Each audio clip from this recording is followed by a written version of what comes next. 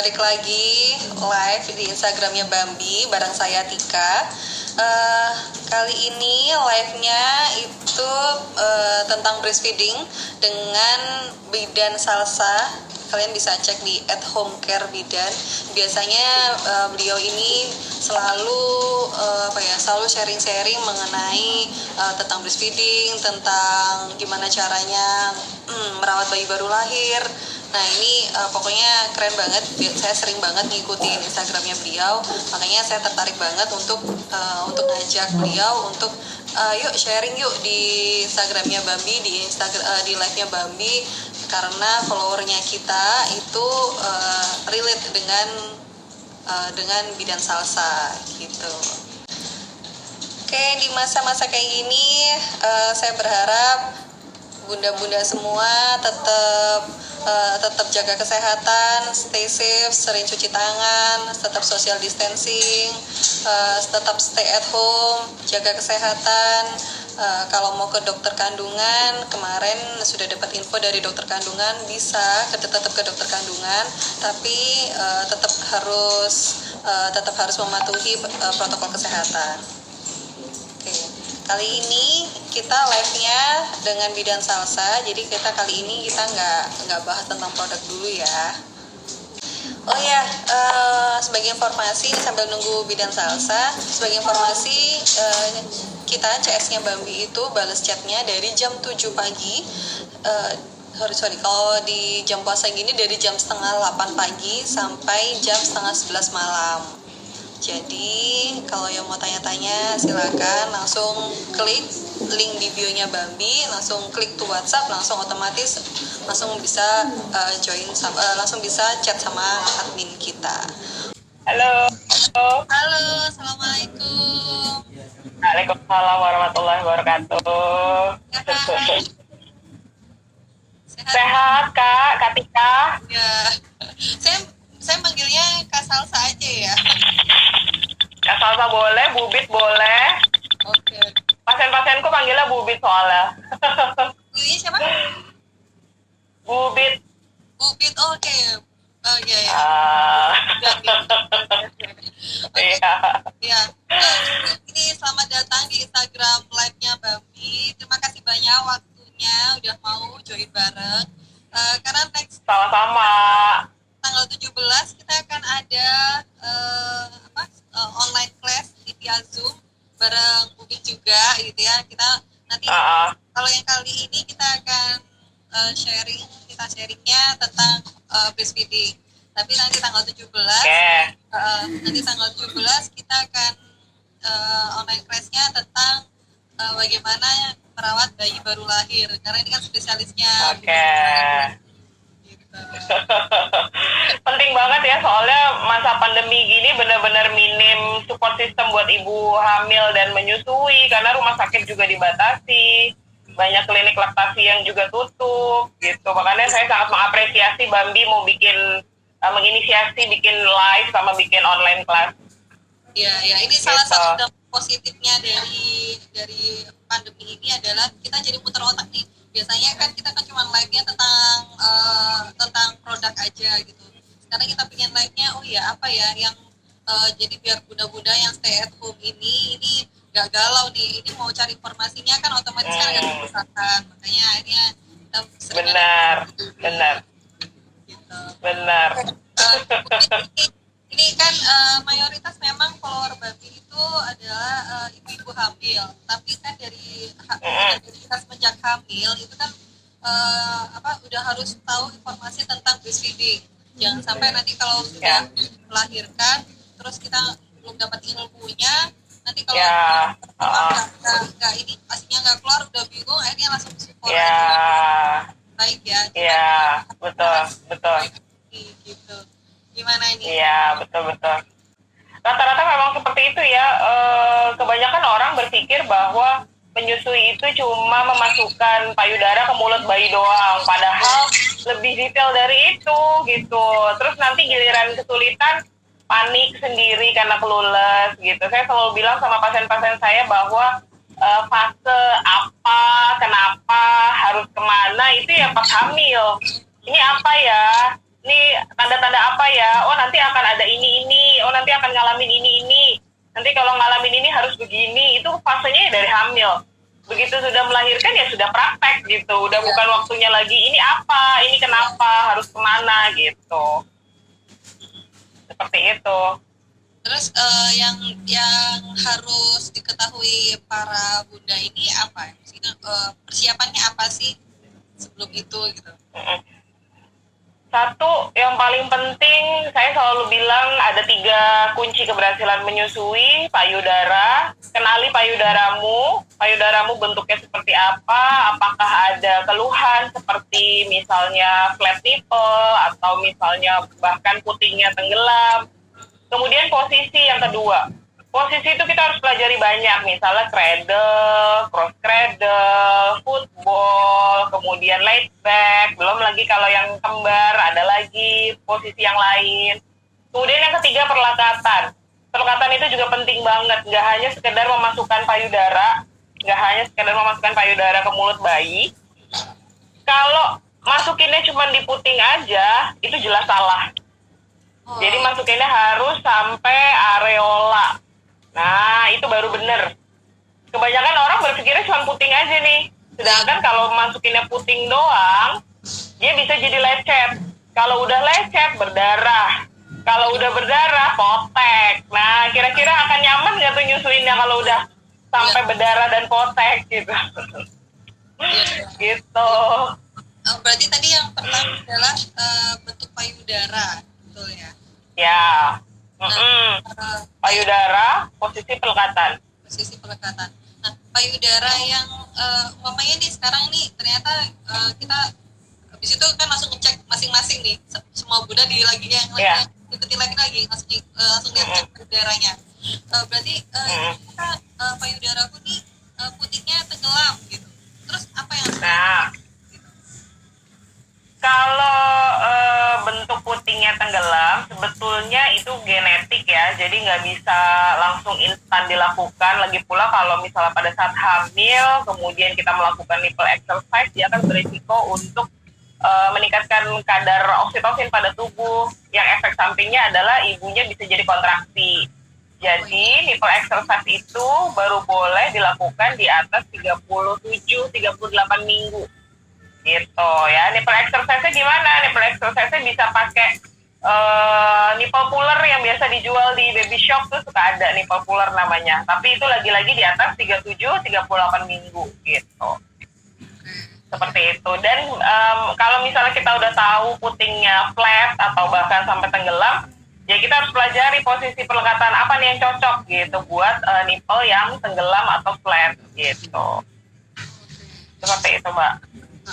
Berarti itu ya, berarti dari payudara pun aja udah harus tahu ya. Jadi jangan sampai masuk terus waduh aku ternyata tipe yang payudara seperti ini gitu kan.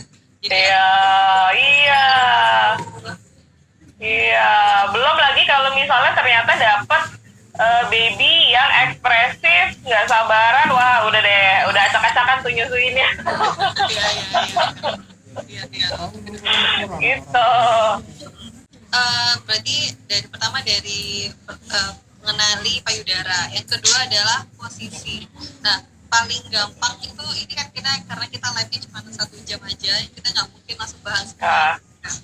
Yang posisi seperti apa sih yang paling gampang lah untuk kita pelajari gitu. Jadi kalau posisi yang paling gampang pastinya yang konvensional atau yang klasik atau yang ibu-ibu biasa taunya yang begini nih. Nah, seperti ini biasanya.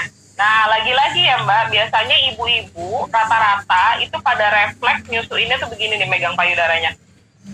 Nah, tuh. Benar. Refleks. Ya. Ya kan? Ngalamin sendiri kan? Refleks pasti begini. Sedangkan kalau seperti ini, kalau kita nyusuinnya seperti ini, lihat deh di bagian dalam payudara itu ada apa. Nah, jadi kalau kita nyusuinnya seperti ini nih Mbak. Nah, ini saya selalu bilang sama pasien saya, ini adalah pabrik ASI. Ini distributornya yang berbentuk seperti selang-selang ini. Dan ini adalah gudangnya. Bayangin nggak kalau kita nyusuinnya begini. Nah, seperti kita ibaratnya minum pakai sedotan, terus sedotannya dipencet, bete gak kira-kira? Nah, sama bayi juga ngalamin seperti itu, Mbak. Nah, terus gimana sih sebenarnya? Yang bener gimana sih biar bayinya juga nggak bete gitu, nggak marah atau jadi nggak sabaran pas lagi nyusu? Yang bener adalah C. Nih, seperti ini. Nyodorin ya. C atau U. Nah, gini, keuntungannya adalah satu, dia memperlancar aliran ASI. Kedua, ini sangat menguntungkan bagi ibu-ibu yang mungkin putingnya flat atau tenggelam. Karena dengan seperti ini, dia seperti dimajuin, Mbak. Oke. Gitu, jadi lebih ditonjolin. Nah, kemudian kalau bayinya mulutnya terlalu kecil, kita bisa tahan dulu nih. Sampai hisapannya stabil. Kalau hisapannya sudah stabil, kita baru bisa lepas. Seperti itu ya. Jadi apapun senyamannya ibu, yang penting kita pegangnya C dan atau U ya. Gitu. Refleks kan? Kita udah kayak gitu kan, kayak udah. Punya 2 anak, Bu Dit ya, udah punya 2 anak. Ya. Dulu anak pengalaman banget, anak pertama itu nggak kayaknya ngerasa gampangin banget. Pasti nanti kalau sudah melahirkan asi keluar sendiri gitu. Nah, hari pertama merasa aman, hari kedua baru merasa gelisah karena kita itu kayaknya udah kayak hukum alam lah ya, udah hukum alam. Iya. Itu baru. Iya, betul. Dokter gimana ini baru gitu. Iya, betul. Dapat informasi dari Bu Fit, oh ya, berarti memang megangnya kalau nggak C atau U ya. U. Gitu. Itu mempermudah dari segi ibu sama dari segi bayinya, gitu. Ya. Rata-rata gitu kok, Mbak. Mbak nggak sendirian ngerasa, oh bisa kok justru nanti akan naluri sendiri. Rata-rata gitu, semua pasien yang menghubungi saya buat breastfeeding 911, Bu Fit, ini gimana nih? Nah, itu ya rata-rata karena oh iya, merasa bisa nanti gitu. Gitu. Terus apalagi nih selain pelekatan. Oke. Pelekatan. Ya. Perlekatan, kebanyakan orang berpikirnya kalau perlekatan pada saat menyusui, Mbak sambil lihat-lihat yang nanya ya, takutnya ada yang naik ke atas. Iya. Nah, kalau misalnya pelekatan itu biasanya orang berpikirnya cuma hap gitu doang. Padahal ternyata lebih detail dari itu. Ketika nempel ke payudara, bibir atas bayi harus kebuka keluar atau kelipat, bibir bawah harus kelipat keluar. Gitu, atau bahasa Jermannya doer, Mbak. Bahasa Jermannya doer ya. Jadi doer, bibir atas kebuka, bibir bawah kebuka, sehingga memastikan ini masuk nih. Gitu ya. Kemudian yang berikutnya, poin yang ketiga adalah pastikan dagu bayi nempel. Nah, kalau dagu bayi nempel itu sudah menjadi indikator bahwa menyusunya benar dan masuk sampai areola. Analogikanya, kalau misalnya dagunya nggak nempel nih seperti ini, tuh bisa dipastikan yang masuk cuma puting doang kan? Ya. Tapi kalau dagunya sampai nempel, nah seperti itu. Jadi bisa dipastikan ini masuk semua. Gitu. Jadi yang pertama tadi saya ulangin, bibir atas kelipat keluar, bibir bawah kelipat keluar, dagunya nempel. Gitu. Iya. Nyesel ya, baru tahu anak kedua ya, Mbak. Mau coba anak ketiga nggak? Aduh. Oke. Dari Ya. ini jadi mau tanya, kenapa yang melahirkan sesar mungkin susu asinya keluarnya lebih lama? Oke. Pertanyaannya bagus banget. Jadi seperti ini, ketika menyusui ada 2 hormon yang meningkat, oksitosin dan prolaktin.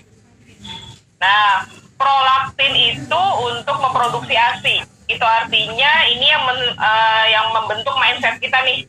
Iya. Ya. Ayo cepetan, kita mau produksi ASI-nya nih. Ayo kita dibutuhin ASI-nya. Ayo cepet kita produksi. Itu tugas prolaktin nih buat ngisi ASI di payudara. Udah penuh. Ya. Nah, nggak sampai di situ, prolaktin masih butuh bantuan namanya oksitosin. Nah, oksitosin itu fungsinya untuk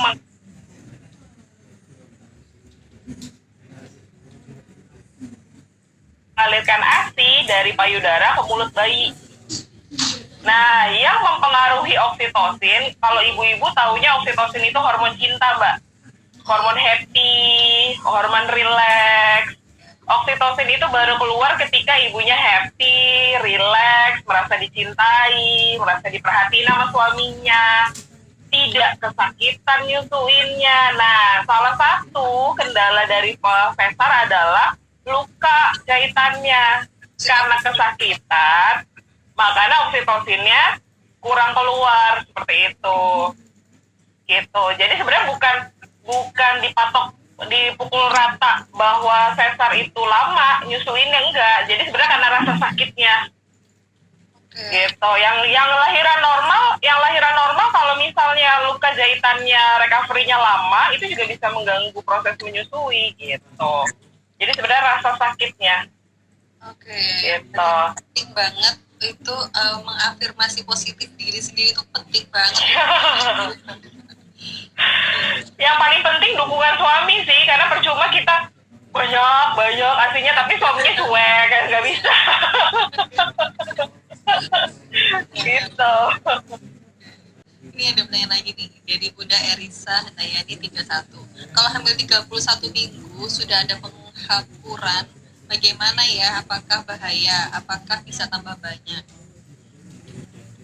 Apa tuh penghapuran tuh apa maksudnya? Ini saya nggak paham. Saya kira penghapuran nih apa maksudnya? Nanti bisa lagi ya. Ibu siapa? Ibu siapa, Mbak? Erisa Handayani 31. Bentar, saya cari. Penghapuran tuh, oh ini ya? Iya. Penghapuran tuh apa ya, Bu? Maksudnya penghapuran itu maksudnya kayak keluar ASI kali ya, maksudnya? Apakah betul seperti itu? Karena biasanya rata-rata pertanyaannya seperti itu. Kalau misalnya ada cairan di payudara, kebanyakan ibu pada khawatir, Mbak. Kalau misalnya ada cairan di payudara tuh berpikirnya berarti nanti pas bayinya lahir jangan-jangan udah habis nih ASINya karena udah keluar gitu kan. Yang pertama, nggak usah khawatir karena itu bukan ASI, itu hanya cairan payudara aja sebagai efek dari hormon kehamilan aja, jadi nggak usah khawatir. Kemudian kolostrum atau ASI keluar itu ya dihitung dari lahir kok, bukan dari pas hamil. Gitu. Ya, seperti itu. Jadi nggak usah khawatir ya, Bu. Dibersihin aja, cukup dibersihin pakai kapas air hangat aja. Oke. Ya, ini ada pertanyaan sama. Gitu. Kalau usia 33 minggu nggak keluar ASI gimana, Bu Fit? Padahal waktu 28 minggu udah ada revisan ASI. Nggak apa-apa ya, nggak masalah. Ya, nggak masalah. Itu bukan ASI. Dan itu juga bukan indikator ya. Bukan indikator bahwa, udah keluar berarti nanti ASINya banyak. Atau kebalikannya, belum keluar berarti nanti ASINya sedikit. Bukan, itu bukan indikator. Jadi, keluar pada saat bukan indikator. Jadi keluar pada saat kehamilan sama ukuran payudara itu juga bukan indikator. Gitu. Kebanyakan kan berpikir, payudaranya gede nih, jadi ASINya banyak, atau payudaranya kecil, ASINya sedikit. Enggak, itu bukan indikator. Oke. Ya, ini Gitu. jadi apa? Buat ngurusin juga. Itu ternyata ASI yang tadi katanya Bu tadi bilang kalau ASINya keluar itu bukan berarti nanti kalau sudah anaknya lahir itu otomatis ASINya langsung lancar gitu, berarti bukan ya? Ya, bukan. Gitu. Bukan, itu hanya cairan payudara aja kok. Gitu. Ini ada pertanyaan dari Brie HRD. Bukit, mungkin nggak sih ASI itu nggak cukup buat anak atau saat bayi nangis karena haus pas disusui ternyata cuma ngempeng karena ASI sedikit? Oke. Yang pertama, pertanyaannya bagus. Jadi gini, yang pertama yang perlu diingat oleh semua ibu di muka bumi ini, satu, ASI selalu diproduksi sesuai dengan kebutuhan. Ya, nggak ada istilah ASI sedikit atau ASI kurang. ASI selalu diproduksi sesuai dengan kebutuhan. Tergantung dari permintaan.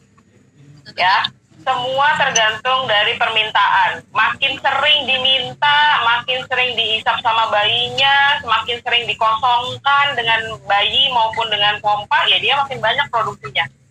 Begitu pula sebaliknya, makin jarang diminta, makin jarang dihisap sama bayinya, makin jarang dikosongkan, ya makin jarang juga produksinya.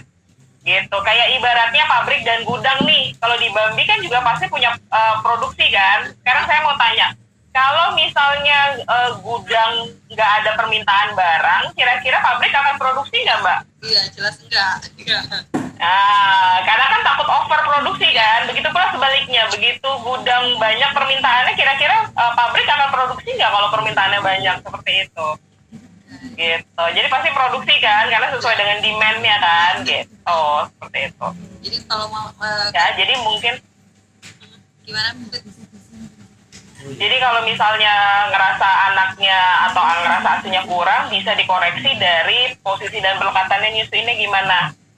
Gitu. Kemudian sering dikosongin nggak? Atau jangan-jangan lebih sering pakai pompa ketimbang pakai bayinya. Karena jangan lupa, yang merangsang produksi ASI adalah hisapan mulut bayi, bukan pompa. Bukan pompa. Gitu. Jadi kalau misalnya mau pakai pompa, harus diiringi dengan hisapan mulut bayi juga, gitu. Terus itu kalau saat bayi nangis karena haus, pas disusuin ternyata cuma ngempeng karena ASI sedikit. Nah ini kan kadang kan bundanya kan juga nggak tahu tuh ini ASInya sedikit atau enggak, kan kadang juga nggak ngerti kan. Ini hanya asumsi nggak kadang kan ya. Yang karena bayinya masih nangis. Nah, itu kayak gimana? Jadi sebenarnya yang pertama yang harus diketahui orang tua adalah nangis itu nggak melulu soal lapar dan dahaga. Nangis itu bisa sesuatu yang lain, bisa karena kegerahan mungkin, kedinginan, perutnya kembung, atau misalnya terlalu silau mungkin ruangannya, atau bahkan kebalikannya terlalu gelap, banyak hal. Jadi nggak mesti karena lapar. Kekenyangan juga bisa bikin jadi rewel loh, jangan lupa. Jadi kekenyangan juga jangan lupa. Ya karena kebanyakan orang tua baru gini nih, apalagi suami-suami ya Mbak, gemes gak sih kalau misalnya ingat suaminya nih, pasti suaminya pernah ngalamin deh anak pertama atau anak kedua. Setiap dititipin anak, misalnya yang titip dong sebentar, aku mau tidur sebentar aja, atau misalnya aku mau sarapan dong. Terus baru 5 menit nangis, suami kita karena nggak bisa entertain bayi, yang nangis nih yang mau nyusu kalian. Nah, itu kan kadang padahal baru 5 menit yang lalu udah kenyang gitu kan. Tapi kalau misalnya mereka yang nggak tahu, baru 5 menit kenyang disusuin lagi, kebayang nggak jadi bayinya? Kekenyangan juga dia bikin rewel gitu sebenarnya. Ya kan, suami-suami kan suka kurang ide gitu ya. Gitu. Itu yang pertama. Jadi nangis itu nggak mesti karena lapar atau haus. Yang kedua, kalau misalnya nih lagi-lagi ibu kan jadi kurang pede ya misalnya. Meskipun ini bukan indikator ya, tapi ini bisa dijadikan afirmasi positif pada ibu. Misalnya contoh gini, yang perlu diketahui, hisapan mulut bayi itu powerfulnya bisa 2-3 kali lipat dari pompa. Ya, hisapan mulut bayi itu kekuatannya, powerfulnya bisa 2-3 kali lipat dari pompa. Bisa aja ibu pompa nih, misalnya ibu pompa 30 menit misalnya, ibu dapat 30-50 cc, contoh ya.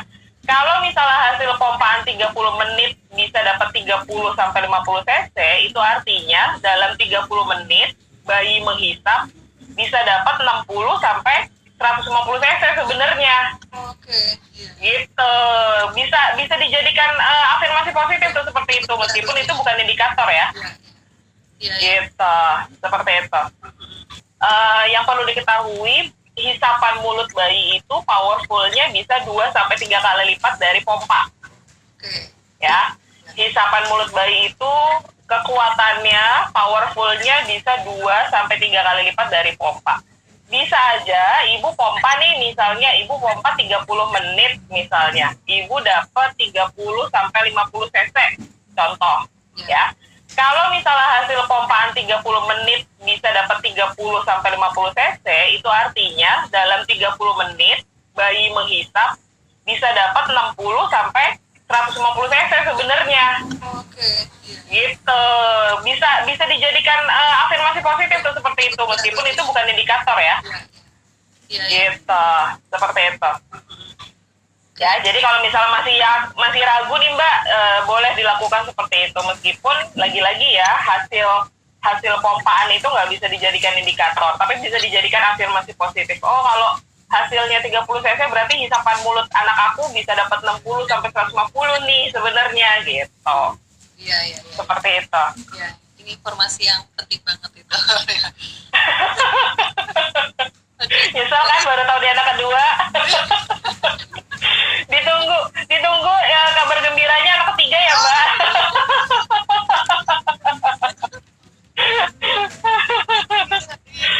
Oke.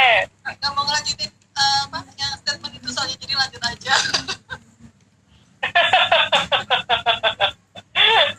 Bunda Yuli, usia kehamilan berapa minggu sudah keluar ASI ya Bun? Ya, ya mungkin Nah, kita udah masuk 27 minggu belum ada rembesan ASI. Ya itu mungkin ya yang tadi saya omongkan. ya, Kita ya, benar-benar harus dilurusin ternyata kalau ya, keluar ASI itu saat saat ya, belum belum berarti indikator ASI-nya banyak. ya, ya, gitu. Jadi bukan sesuatu yang ditunggu. Iya betul. Jadi itu bukan sesuatu yang harus ditunggu kok, gitu. Oke, iya. Karena bukan indikator, gitu. Ini soalnya Ya. kebetulan berarti kan juga jual pompa ASI. Sering banget kita dapat pertanyaan, Pak ini tapi saya belum keluar itu ASI-nya padahal saya sudah ambil 30 minggu gitu. Terus ini saya harusnya beli pompanya kapan ya? Nah, sering-sering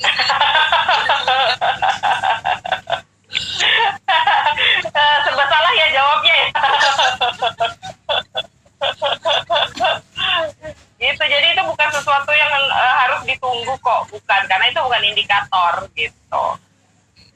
ini punya ada Bu, kita ada pertanyaan. Cara bikin bibir doer itu gimana? Karena ini bocah bibir atas terlipat ke dalam walaupun sudah ditarik-tarik. Gimana Bu? Nah, oke, kalau saya biasanya tekniknya ada dua nih. Yang satu yang pendekatan secara persuasif, yang kedua secara militer. ya, ya, ya. Jadi biasanya gini, kalau saya selalu ngajarin ke pasien saya, kalau misalnya mau nyusuin, yang pertama yang pendekatannya persuasif gimana sih? Satu, misalnya ketika mau nyusu, udah ditempelin nih ke mulut bayinya nih.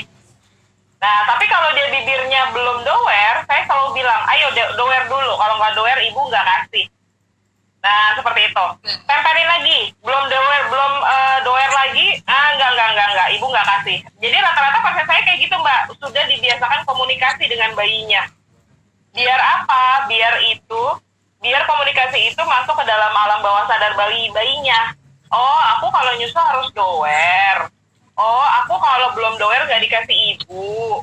Oh, aku kalau mulutnya nggak doer, ibu nggak nyaman nyusuinnya, sakit gitu. Jadi saya selalu bilang sama pasien saya, kalau kamu bayinya belum berhasil, kamu jelasin sama bayinya. Ayo, yang doer, kalau nggak doer, ibu sakit, nak. Biar kita sama-sama nyaman ya nyusuinnya gitu. Jadi kebanyakan orang berpikir bayi itu nggak bisa diajak ngobrol, padahal bayi itu luar biasa cerdas. Dia sangat bisa diajak ngobrol gitu kan. Dia bisa diajak diskusi, bisa dijelasin gitu. Itu yang persuasif. Yang kedua, yang militer ya. Tunggu, tadi yang persuasif itu sampai dia benar-benar gini nih Mbak. Kan biasanya kan ada bayi yang tipikal bayi sama aja lah, bayi kayak kita Mbak. Ada yang ketika dikasih tahu ya cuek aja, tapi giliran gak dikasih nangis gitu kan. Nah, biasanya kalau yang pendekatan persuasif itu, kan bayinya udah ngomel nih lama-lama. Enggak dikasih sama ibu gitu kan. Misalnya udah 3 kali nih. Yang keempat, wah nangis kan dia. Nah pas nangis itu baru kita masukin, hop, gitu, ya. Begitu dia nangis, kan dia nangis, mulutnya kebuka lebar kan, baru dimasukin tuh. Nah jadi dia paham, kalau nyusuin harus doer, gitu. Kalau nyusuin bibirnya harus terbuka lebar, kalau nggak terbuka lebar nggak dikasih sama ibu, gitu. Kalau misalnya nyusuinnya nggak doer, ibu nggak nyaman, seperti itu. Yang kedua yang militer. Kalau yang militer saya biasanya selalu membiasakan ketika mulut bayinya udah masuk nih, ya. Ketika mulut bayinya udah masuk, ibunya harus selalu minta izin. Ibu izin ya nak, dibuka bibirnya biar kita sama-sama nyaman nyusuinnya. Jadi ibu boleh banget sambil diginiin, ngek, ngek. Oke. Gitu. Jangan lupa minta izin ya. Karena kalau misalnya nggak izin kan bete juga, kayak misalnya kita nih lagi minum tiba-tiba ibu kita ngek gitu kan, agak-agak bete kan. Gitu ya, seperti itu. Kalau udah dibiasain seminggu 2 minggu dia akan ngikutin kok Mbak. Luar biasanya begitu. Seminggu 2 minggu kalau kita udah biasa benerin ya nak, ibu izin ya, dibenerin, dia akan ngikutin. Gitu. Yang penting kita bilang, jangan sampai nggak bilang, karena bayi nggak ngerti ini apa sih digini-giniin, ini apa sih dibuka-buka, ditarik-tarik gitu. Seperti itu. Jadi penting banget komunikasi antara ibu dan bayi ya. Yes. Pun kita kan nganggapnya kan bayi Yes. itu paham, ternyata bayi itu udah karena udah diajak komunikasi dari semenjak kandungan ya. Iya betul. Saya selalu bilang perlakukan bayi sebagaimana kita ingin diperlakukan. Gitu ya. Jadi minta izin, jelasin kenapa harus begini, kenapa harus begitu, kenapa nggak boleh begini, nggak boleh begitu, gitu. Oke. Seru banget ya pertanyaannya, bagus-bagus. Oke. Ini ada pertanyaan lagi nih dari Bunda Mafa 1244. Aku baru lahiran tanggal 4 Mei kemarin. Wah, barusan banget nih ya, selamat ya Bun ya. Iya. Baru seminggu ya. Betul ya. Karena air ASI Iya, lagi sedep-sedepnya tuh biasanya. iya. Air ASIku alhamdulillah melimpah Bu. Punya dedeknya, miminya masih sedikit. Terus aku sering bengkerin apa ya? Terus aku sering bengker dan sekarang timbul kayak benjolan di ketiak. Apa itu dampak dari melimpahnya ya? Oke, ya pertanyaannya bagus banget. Jadi lagi-lagi Mbak, saya selalu bilang karena kebanyakan kelas saya diikuti sama ibu-ibu hamil dan para suaminya, saya selalu bilang di kelas, kita berdoanya dari sekarang, minta sama Tuhan asinya cukup aja. Karena kalau asinya kurang bermasalah, asinya kebanyakan juga bermasalah. Gitu. Ya. Jadi karena akan sering bengkak dan lain-lain, dan pembengkakan itu bisa sampai ke tiak karena kelenjarnya nyambung, Mbak. Gitu ya. Jadi jawabannya iya ya, karena kelenjarnya itu nyambung sampai ke tiak. Terus gimana cara mengantisipasinya? Tawarin dulu bayinya. Kalau bayinya sudah kenyang, baru dibiasakan pompa. Gitu, biasain setiap bayinya sudah kenyang dipompa. Gitu, jadi nggak membiasakan payudaranya penuh gitu. Ya, begitu pula sebaliknya kalau kan bayi juga sama kayak kita ya Mbak, ada yang sabar, ada maunya yang langsung deres, ada yang kebalikannya nggak mau kalau deres. Jadi kita lihat karakteristik anaknya. Kalau anaknya doyannya yang deres, berarti susuin dulu baru dipompa. Tapi kalau anaknya tipikal yang nggak suka terlalu deres, marah-marah kalau terlalu deres, kesedak-sedak kalau terlalu deres, ya pompa dulu berarti. Baru dihisap sama anaknya, seperti itu. Salah satu trik ya, jadi kalau harus kenalin dulu gimana, kalau main terlalu deres, dipompa dulu gitu ya. Iya, betul. Oke, bagus banget. Ini dari... Banyak pertanyaannya banyak seputar lagi hamil belum keluar ASI ya. Itu ada lagi berapa kali ASI keluar saat hamil gitu. Ada nggak sih ya mungkin ya, memang biasanya ASI itu keluar saat hamil itu emang umur berapa sih? Umur berapa minggu sih? Beda-beda dan takutnya ketika saya ngomong usia kehamilan nanti yang nonton jadi nungguin Mbak gitu. Jadi tidak keluar, gitu, jadi tidak keluar pun di kehamilan pun nggak apa-apa gitu ya. Iya, bukan indikator. Bukan indikator. Gitu. Ini ada pertanyaan dari Bunda Aziza. Payudara apakah harus sering dipijit-pijit biar ASI keluar? Kalau nggak dipijit pas 30 minggu ke atas nantinya nggak keluar ASInya. Benar begitu nggak Bu Bin? Apakah harus dipijit untuk melahirkan? Bagus. Oke, ini juga sering banget nih. Ini mitos ini juga sering banget dialami sama ibu-ibu di Indonesia. Lagi-lagi saya tekankan di sini bahwa breast care pada saat hamil itu bukan dianjurkan ya sebenarnya, karena kalau misalnya breast care, apalagi itu breast care bukan sama tenaga medis atau sama konselor, mereka nggak tahu anatominya sehingga bisa justru bisa mencederai alveolinya. Begitu ya? Gitu. Iya pasti, karena kan dia nggak tahu anatominya Mbak, gitu ya, bisa mencederai. Tanda-tanda cedera tuh gimana? Lebam, nyeri, abis di breast care. Nah, yang kedua, yang bahayanya dari breast care pada saat hamil adalah dia bisa memprovokasi puting payudara. Puting payudara kalau terprovokasi, dia bisa meningkatkan hormon oksitosin yang dimana bisa memicu kontraksi persalinan. Efek sampingnya apa? Jadi persalinan prematur seperti itu. Jadi sebenarnya pada saat hamil yang bisa ibu hamil lakukan adalah cukup membersihkan puting dan areola dengan kapas air hangat aja. Udah gitu. ya. Iya, sama belajar tentang ASI ya, biar nggak panik. Terkadang kebanyakan ibu-ibu di Indonesia melakukan hal yang nggak perlu gitu, tapi yang perlu malah nggak dikerjain. Jadi yang perlu ini biar yang semua ngelihat paham juga, berarti itu diulangi lagi. Kalau selama hamil yang perlu dilakukan adalah cuma bersihkan putingnya aja dan belajar banyak bagaimana nanti cara proses pelekatan dan posisinya. Ya benar ya Bu Bit ya. Betul. Jadi jangan pijat-pijat yang kita nggak sendiri nggak tahu nggak tahu detailnya Anatominya. Gitu. Ini ada pertanyaan nih dari Bunda Rima Wardani. Baby newborn bisa bertahan berapa lama Bu Bit tanpa ASI? Oke, pertanyaannya bagus banget. Jadi kalau bayi baru lahir itu bisa bertahan biasanya rata-rata 2-3 hari karena bayi baru lahir itu masih punya cadangan lemak namanya brown fat atau lemak coklat. Ya. Kemudian ketika 2-3 hari itu bukan berarti kita tidak mengobservasi sama sekali. Selama 2-3 hari itu yang harus kita observasi adalah tanda-tanda dehidrasi. Tanda-tanda dehidrasi itu apa sih? 1, pipisnya. Ya. Yang kedua, suhu tubuh. Ya. Kalau dehidrasi, suhu tubuh pasti meningkat, Mbak, demam di atas 37,5. Ya. Yang ketiga, dari ubun-ubunnya cekung. Gitu. Jadi pertama pasti pipis dulu.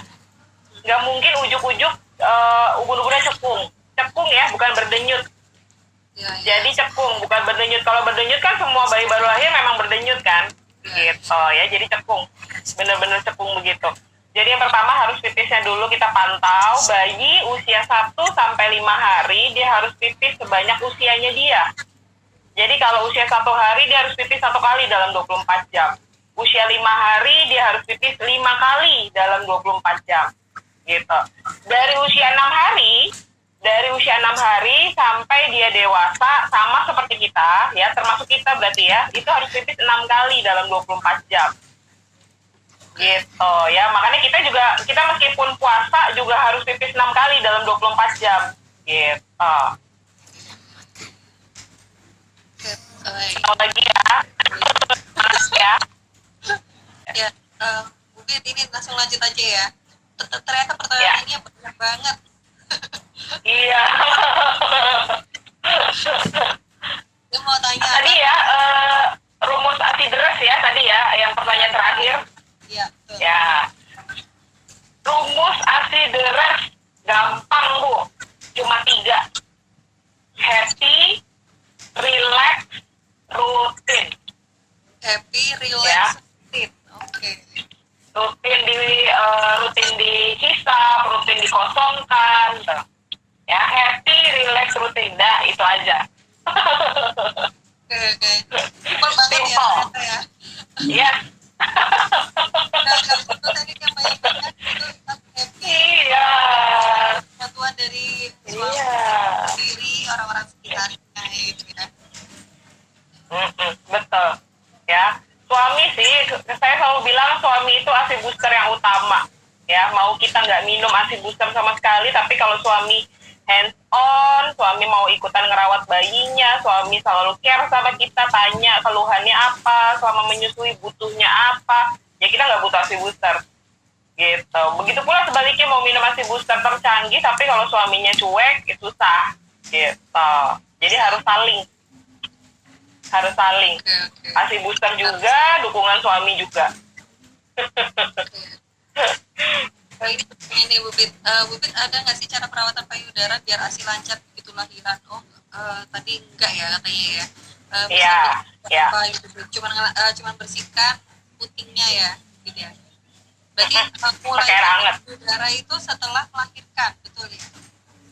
Sebenarnya nggak ada anjuran untuk wajib melakukan pijat payudara, Mbak. Pijat payudara hanya dilakukan ketika ada keluhan, misalnya payudaranya tersumbat, payudaranya bengkak, ada bendungan ASI, ada mastitis, radang payudaranya. Itu pun pijatannya juga lembut, nggak boleh keras-keras, dan harus dilakukan sama konselor, nggak boleh sama salon, nggak boleh sama ibu-ibu pijit, gitu tuh nggak dianjurkan. Gitu. Karena dikhawatirkan tadi ya, anatomi tadi ya, gitu. Khawatir bengkak malah cedera. Gitu. Jadi nggak boleh keras-keras. Ini ada pertanyaan dari Bunda SE Minandar. Bunda, anak aku usianya sudah 9 bulan. Saat ini aku ajak puasa nggak rewel sih, cuman badannya jadi nggak kenceng. Tips ASI biar tetap banyak saat puasa, apa yang harus dikonsumsi? Gimana? Selain tadi happy relax rutin, saran dari saya ketika berpuasa ibu juga jangan lupa asupan cairannya, air putihnya itu minimal 3 liter untuk ibu menyusui ya. Kemudian dibiasain untuk diselingi dengan buah-buahan. Jadi ketika buka puasa, sebelum tidur makan buah-buahan, minum air putih juga jangan lupa, dan pada saat sahur juga diusahakan masuk tuh buah-buahan gitu. Dan misalnya air putih deh, pokoknya kalau misalnya nggak bisa, kan terkadang ada ibu yang nggak bisa konsumsi buah-buahan secara utuh ya baiknya dibikin smoothies atau apapun itu, yang penting ada masuk gitu ya, Air putih seperti itu dan buah ya. ya. Oke, ini ada pertanyaan. Bagaimana manajemen ASI dengan DBF bagi ibu IRT? Apakah harus dijadwal teratur atau seminta dedek bayinya? Posisi dedek usia 2 bulan dengan jam tidur kurang lebih 3-6 jam. Ya, ini sering ditanyain sih ya, manajemen ASI. Oke. Jadi kalau untuk manajemen ASI adalah kita harus tahu ada PR dari dokter anak atau enggak. PR dari dokter anak itu biasanya 3, Mbak. Berat badan, bilirubin, sama dehidrasi. Ya, jadi kalau 3-tiganya tidak ada masalah, 3-tiganya tidak ada PR dari dokter anak, tidak ada catatan khusus dari dokter anak, harus kejar target, misalnya ada PR, itu on demand aja. Jadi sesuka mintanya bayi aja. Gitu. Seperti itu. Jadi on demand aja, nggak usah dijadwal-jadwalin. Oh, nggak pakai dijadwal-jadwalin ya? Ya. Yang penting ada PR atau enggak ya. Gitu. Jadi bukan yang namanya bagaimana biar ASINya lancar itu, nyusuinnya setiap 2 jam sekali gitu, enggak ya Bu ya? Enggak, sebenarnya on demand aja. Kalau udah 2 bulan, biarkan aja bayi semintanya dia. Karena biasanya saya selalu bilang kalau bayinya tidur, kita juga manfaatkan betul untuk tidur. Karena percuma kita ngantuk, percuma kita lapar, tapi kita paksain untuk mompa misalnya. Kan kadang suka dilema dari ibu menyusui itu simpel, Mbak. Biasanya gini, Bubit, payudara aku biar banyak, aku pengen mompa, tapi aku ngantuk, aku ngerjain mana dulu ya? Biasanya kan gitu ya dilemanya. Kayak kalau saya selalu bilang, satu, lihat bayinya dulu, lihat big boss-nya dulu. Big boss kan adalah bayinya ya, Mbak. Lihat bayinya. Kalau bayinya kenyang, ya udah, berarti yang kedua yang dilihat adalah ibunya. Kalau ibunya lapar, ya makan dulu. Kalau ibunya ngantuk, ya tidur dulu. Gitu, percuma. Karena kalau kita nahan-nahan ngantuk, kita mompa, nggak akan optimal oksitosinnya. Gitu. Jadi ya itu dulu. Lihat dulu bayinya, lihat dulu ibunya. Gitu. Ya. Sudah simpel kan? Ini ada pertanyaan dari Bunda Rari Cute. Bagaimana memanage Bukit saya hamil 34 minggu. anak pertama, tapi ukuran payudara saya kecil. ASI itu sendiri ada di payudara, itu sudah lahiran atau mau lahiran baru ada ya ASInya? Oke, jadi sebetulnya hormon-hormon pembentuk ASI itu sudah mulai bekerja pada saat hamil. Cuman pada saat on-nya itu, menurut teorinya ya, adalah ketika plasenta lahir. Oh, Gitu ya, jadi nggak usah khawatir. Makanya saya bilang tadi ketika hamil nggak perlu melakukan tindakan khusus, hanya untuk membersihkan aja. Gitu ya. Dan jangan berkecil hati ya kalau payudaranya kecil, karena itu bukan indikator ASInya banyak atau enggak. iya, iya. Gitu. Bener banget. Soalnya saya ada pengalaman dari adik saya itu di payudaranya kecil tapi ASInya melimpah gitu. Ya kan? Ini ada pertanyaan. Banyak ya, atraktif ya. Bagus-bagus pertanyaannya. Bu Bit mau tanya, sebenarnya ibu menyusui itu diharuskan minum jamu wejah apa enggak? Soalnya ortu selalu bilang harus minum jamu biar ASInya banyak. Itu bener nggak sih? Lagi-lagi rumus ASI the rest, happy, relax, rutin. Percuma kita minum jamu, percuma kita makan daun katuk, daun bangun-bangun, tapi kalau minumnya sambil ditutup hidungnya, gak happy minumnya, percuma.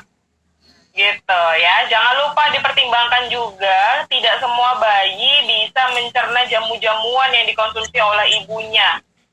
Ya, karena semua yang dikonsumsi ibu akan masuk ke dalam ASI sebanyak 40%. Oh, lumayan ya. Gitu ya. Ya Bu Bit ya? Iya, 40% dan akan bertahan selama 8 jam di dalam ASI gitu. Dan ada beberapa bayi yang sensitif terhadap jamu-jamuan. Ada beberapa bayi yang ketika ibunya mengkonsumsi jamu-jamuan jadi kembung, perutnya jadi membesar, gak enak, kolik dan lain-lain seperti itu. Gitu. Jadi jangan mewajibkan diri sendiri minum jamu ya. Tapi kalau misalnya orang tuanya, kalau saya ya Mbak, pengalaman misalnya dikasih jamu-jamuan sama orang tua, ya win-win solution. Bilang iya, tapi nggak usah diminum. Terima aja, tapi nggak usah diminum. Oh, kalau enggak, orang tuanya ikut belajar aja sama Bu Bit ya. Iya, biasanya gitu. Biasanya gitu rata-rata mereka ala-ala manggil buat home care, tapi ternyata buat mengedukasi orang tuanya karena susah dibilangin. Nah, penting banget untuk bersinergi dengan orang tua itu penting banget daripada Iya, betul. Betul. Karena menguras energi banget kan? Iya. Nah, atau nanti kalau kita live lagi sama Bu Bit, diajak mertuanya atau orang tuanya. Iya, betul. Suruh nonton. Atau ini di save ya. Dan nanti di post lagi di Instagram di Instagram apa ya? Di IGTV gitu. Iya. Ini ada pertanyaan. Anak saya nyusu cuman mau nyusu sama satu payudara dan akhirnya satunya dipompa. Apa nggak ada efek ke si bayinya ya? Takutnya bayinya kurang ASI. Sebenarnya indikator kurang ASI atau enggak ya itu tadi tuh dari pipisnya sama dari berat badannya, dan dia nggak ada tanda-tanda dehidrasi. Jadi selagi dia tidak ada tanda-tanda dehidrasi dan berat badannya masih dalam batas normal, ya kita nggak usah khawatir. Yang perlu kita khawatirkan kan adalah bentuk payudaranya. Kalau misalnya yang dihisap cuma sebelah kiri aja, berarti kan yang kanan pasti beda ukuran nanti jadinya gitu ya. Nah biasanya sih rata-rata kalau saya perhatiin kenapa bayi lebih suka payudara salah satu aja, karena biasanya perutnya mungkin ada beberapa bayi yang nggak suka ketika lagi nyusu perutnya ketekan, jadi nggak nyaman biasanya gitu. Jadi mungkin bisa diakalin dengan posisi laid back position. Laid back position itu yang setengah duduk, jadi bayinya di depan, bayinya memanjang di depan. Kalau misalnya ada beberapa bayi yang nggak suka ketika nyusu perutnya ketekan mungkin gitu, jadi nyusunya di depan. Mau payudara kanan atau kiri, nyusunya di depan, kitanya setengah duduk gitu. Atau yang kalau udah bayinya udah di atas 5 bulan yang udah bisa duduk, kita bisa pakai koala, jadi bayinya duduk di pangkuan kita, dia nyusu gitu. Bisa dicoba cara seperti itu ya, biar kanan kirinya dihisap dengan optimal. Iya. Meskipun yang tadi katanya yang sebelah itu dihisapnya pakai pompa, tetap aja ya. Iya. Pakai bayinya ya. Iya, betul. Jadi Terus harus dicari tahu penyebabnya. ini ada pertanyaan ini dari Bunda Nadia. Apa ada efek sampingnya sering minum ASI booster? Efek samping sebenarnya nggak ada, yang penting diimbangin dengan banyak minum air putih. Oke, nggak ada. Gitu. Dan yang penting nggak dibarengin aja. Kalau saya suka bilang gini Mbak, jangan minum ASI booster ketika suami lagi ada di rumah, ketika banyak makanan enak, atau jangan ketika kita lagi sibuk dan lupa minum air putih. Nah itu kadang suka bikin jadi ASI-nya jadi bengkak, jadi mastitis. Gitu. Jadi kalau kita udah tahu suami lagi ada di rumah nih, kan kita tenang kan pasti kalau lagi ada suami kan di rumah. Kalau suami lagi ada di rumah, terus di rumah lagi banyak makanan enak karena mungkin ibu kita lagi berkunjung, ya jangan minum ASI booster dulu gitu. Jadi minum ASI booster boleh diselang-seling aja. Gitu. Salah satu tips ini ya. Ini ada dari Bunda Rahma Dewika. Cara mengatasi puting lecet bagaimana Bu? Apa harus tetap dibuat menyusui? Oke, cara mengatasi puting lecet itu dengan cara sering-sering mengoleskan ASI. Sering-sering olesin ASI. Banyak-banyak sebelum dan sesudah menyusui. Dan yang kedua, ya dibenerin posisi pelekatannya. Gitu. Posisi pelekatannya harus dibenerin juga. Percuma kita pakai nipple seal, percuma kita pakai media lain, tapi kalau misalnya posisi pelekatannya nggak dibenerin. Gitu, ya. Penting banget berarti ya belajar cara pelekatan menyusui, penting banget. Iya, betul. Oke, ini Bu, bagaimana makanan ibu hamil mempengaruhi jumlah ASI nggak ya Bu? Bu dan ini. Nah, pertanyaannya bagus nih. Jadi jangan lupa rahasia atau rumus ASI beras adalah happy, relax, rutin. Nah, kalau makanannya bikin ibu happy, silakan. Ya, kalau misalnya kalau makanannya ibu bilang orang tua kita ini bagus nih buat ASI, misalnya jus pare. Nah, kalau menurut kita jus pare itu sesuatu yang mengganggu, ya jangan, karena kan kita nggak happy makannya. Gitu. Yang penting happy, relax, rutin. Seperti itu. Oke. Apapun makanan ya. Yes, bener. Saya pernah bilang sama pasien saya, kamu nggak minum ASI booster kalau kamu doyan pete atau jengkol, silakan. Kalau selagi itu bikin kamu happy, gitu. Ini ada pertanyaan nih. Mungkin saya kan setiap hari memberi ASI, kesusahan pelekatannya. Jadi bayi saya rewel dan saya juga jadi panik. Gimana cara pelekatan dan posisi yang benar menyusui yang paling gampang? Gimana Bu? Itu tadi bibirnya harus didoerin dulu. Kalau misalnya kalian merasa kesusahan atau kalian merasa di awal-awal posisinya masih kaku, kalian bisa coba namanya cross cradle. Ya, cross cradle ini seperti ini nih. Pegang, ini kan payudara sebelah kiri ya. Ini payudara sebelah kiri kita pegang seperti ini. Kepala bayinya kita pegang begini.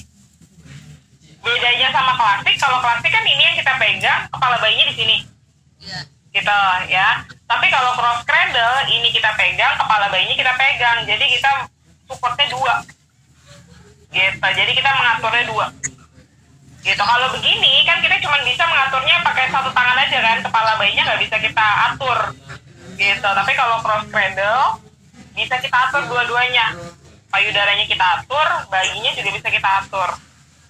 Gitu ya, cross cradle namanya.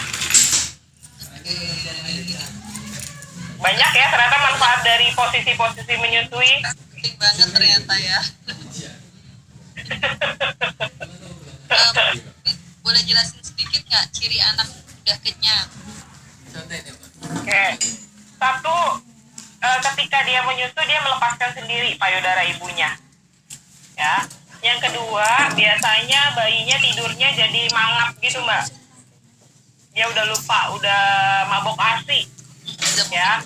Kemudian dari tipisnya sesuai nggak tadi dengan indikator yang pertama yang tadi kita udah jelasin. Yang berikutnya adalah berat badannya. Kalau misalnya kenaikan berat badannya sesuai dengan grafik KMS, ya udah kalian nggak usah khawatir. Gitu. Ya, itu